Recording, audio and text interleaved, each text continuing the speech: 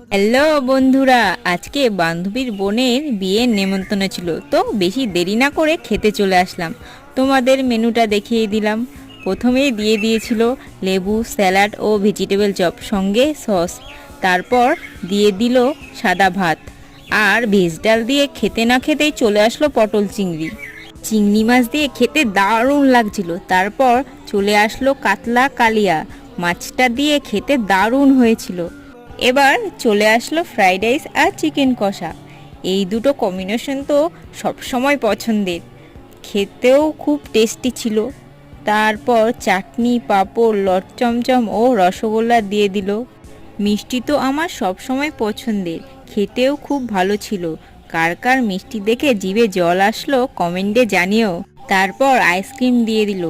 তো আইসক্রিমটা খেয়ে এদিক ওদিক না তাকিয়ে সোজা একটা পান নিয়ে বাড়ির দিকে চলে আসলাম।